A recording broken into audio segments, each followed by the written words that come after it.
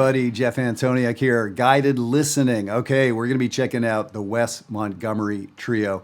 And the name of the album is a dynamic new sound. There we go, a dynamic new sound. And the musicians on this album are names that a lot of us are not going to know. I know for me, not so much. On drums, Paul Parker. On organ, Melvin Rhymes. So now these guys, I want to say, were probably Indianapolis guys. I, checked it out.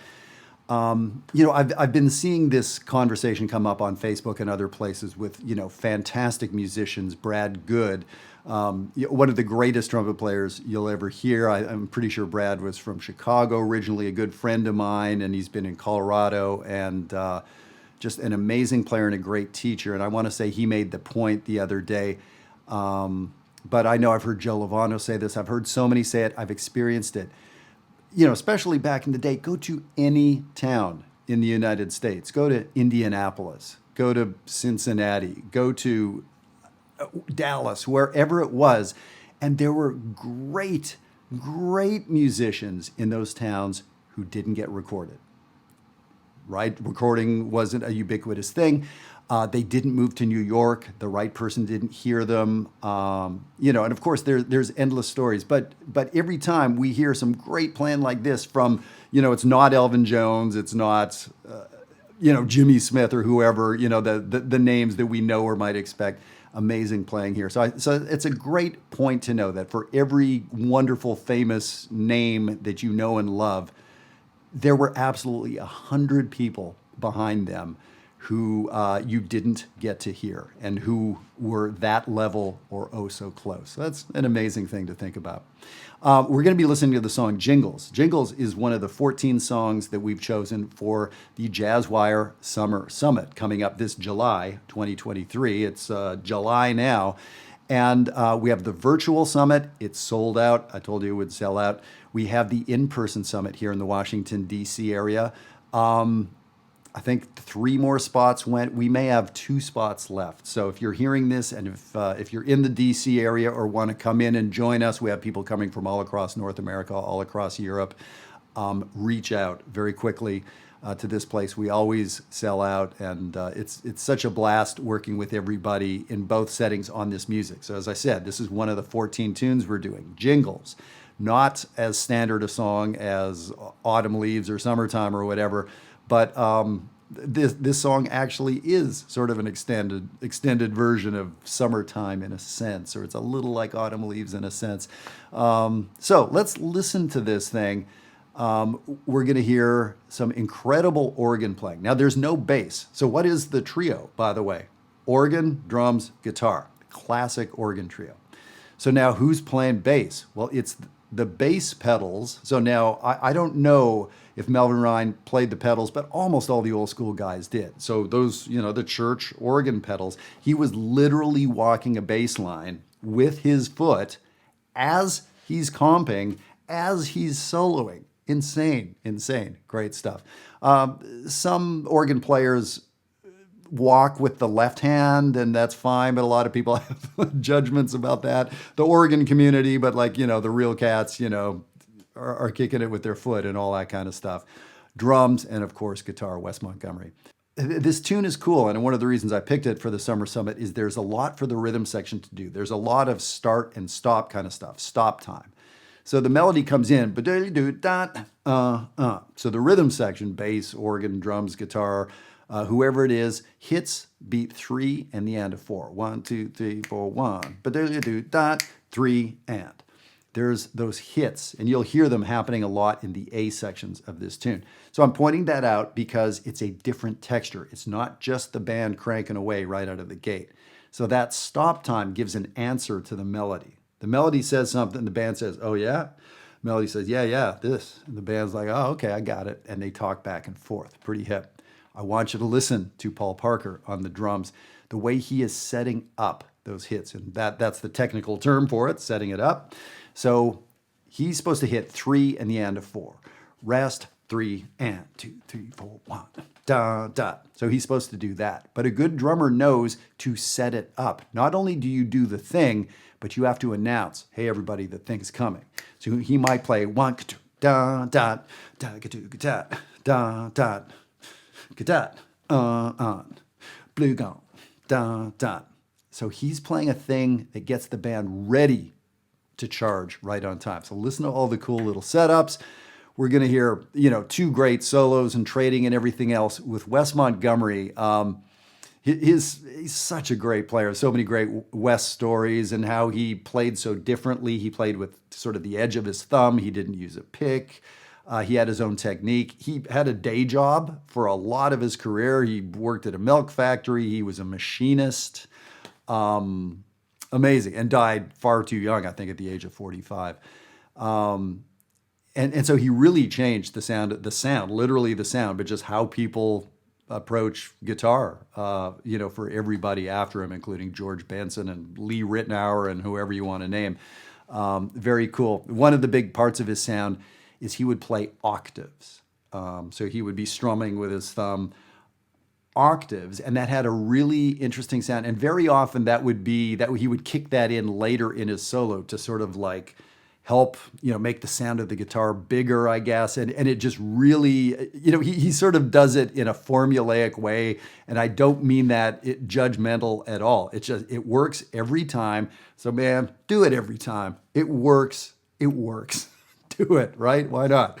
So, and we hear that in guitar, or rather pianists who play block voicing. It's a great way to build a solo by adding texture and adding momentum and adding volume and all that kind of stuff. So we're going to hear some of these aspects in Wes's playing. So this is going to be a fun tune that we're going to do at the Summer Summit. Of course, all instruments, but here we're going to hear bass, or rather, no bass, guitar, organ, drums. Here we go, Wes Montgomery Trio, Jingles.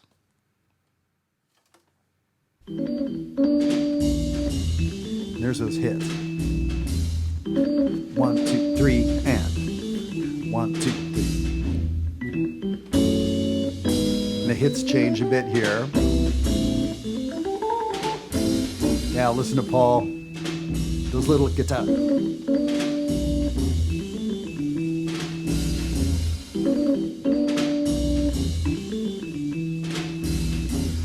Setting up the band. It's a big deal for a drummer to know how to do it, not overdo it. It's definitely a big band technique as well, but here it is, a big band technique brought into the trio. All right, here's the bridge of the song, the little different middle part. Here's the last A. There it is. Great drumming. Listen to the bass part. Understand that's his left leg. Here we go, solos. Listen to that bass.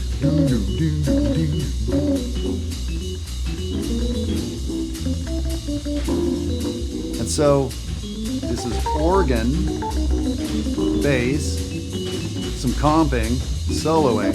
We hear the drums. And then there's some guitar comping in behind it. 3 guys.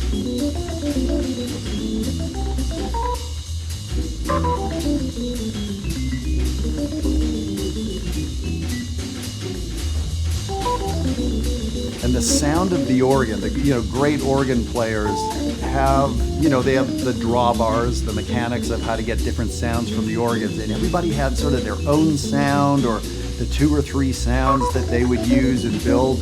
Fascinating to listen to the organ, the sound of the organ.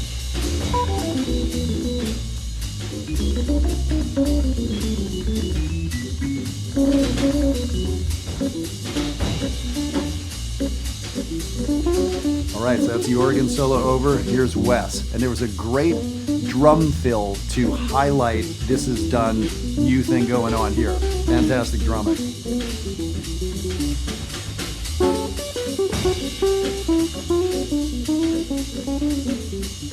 And that round, warm sound that Wes gets, everybody talks about he's playing with the side of his thumb.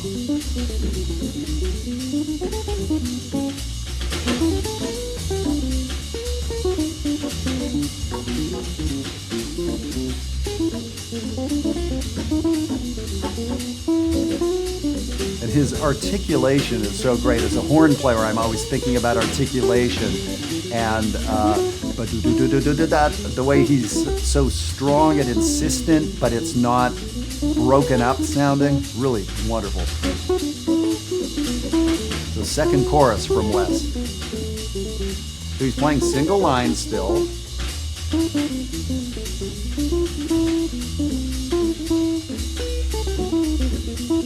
And there's not a lot of comping. There's a little bit of organ comping in there, but it's staying out of his way. Ooh, this part. So cool. There it is. There's our octave sound from Wes.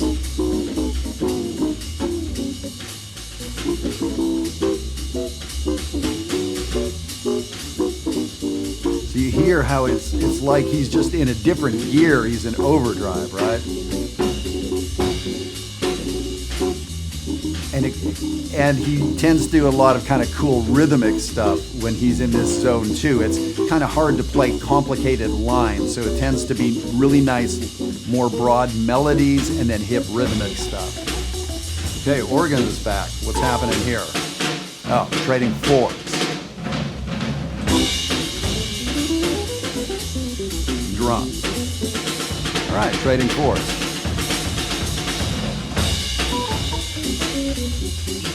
And a great thing is, can you count through the fours? 1, 2, 3, 4. So this is a great thing to do as a musician or a layperson. Can you keep the time as the drummer's doing all that? That's the trick. 1, 2, 3, 4. 1, 2, 3, 4. 1, 2, 3, 4. 1, 2, 3, 4. 1, 2, 3, 4. So that's a skill that Marvin and Wes needed to be doing. They needed to be counting through that so they could come in, right? 1, 2, 1, 2, 1, 2, melody. So you hear how the drums ended so big and loud, right? Drum solo, fours, and how when he heard the melody, he brought everything way back. Excellent drumming. Oh, so they didn't do the whole melody out. Ah, cool. So it is kind of a long melody. The A section is 16, the next A section is 16, the bridge is 8, then another 16.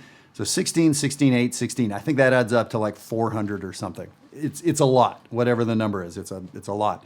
So that just to play the whole melody out at the end of the tune would have added another minute and a half to the end of the thing. So the producer, somebody or other, decided, no, let's just truncate the melody. Let's just shorten it, play a little hint, remind us what we were doing, and then add a little coda at the end. So yeah, great decision. So if you haven't listened to any or much organ trio, or you've heard it, it's got that great groovy, soulful kind of sound. Man, there's such a strong organ tradition. And as far as I know, which is not, I'm not an organ expert here, but Ohio, Indianapolis, like there was a lot going on in that scene, in that pocket, especially for organ players in this style of music. So yeah, Wes Montgomery. So check out some Wes. This idea of all these unsung, undersung musicians that never got recorded a little bit. They ended up not making the big move to New York or wherever. And how for every favorite musician you have, there's 100 more that you didn't get to hear about, or you have to investigate a little deeper. So it's an interesting way to think about it. And of course, that's still true now. Only so many people can be on the cover of Downbeat, or can get that article, or can be at the Monterey Jazz Festival, or whatever it is, right? And then there's everybody else. Now, these days, we have all the recording technology, and we can self-promote, and we can see each other on Facebook and all that. So it sure is a lot easier than it used to be. But, the bottom line for every one of those people that gets to float to the top to get the accolades, man, there's a whole lot that are pretty close, right behind them. So it's interesting. And by the way, where do those people live? In your town, really close to you. Okay, you may live in the Arctic Circle and it's a slightly longer drive for you, but let's turn this whole video into support local music, because I guarantee there are some smoking musicians that wish you would come to their gig tonight as opposed to watching that movie on Netflix. So yeah, why not go out and catch a show tonight? I'll be playing just over there. I start at 6 o'clock, so I hope I see you. All right, everybody. That was fun. Wes Montgomery, enjoy it. And if you want to grab one of the maybe 1 out of 75 spots left for the Summer Summit, you know where to come. Hope to see you there.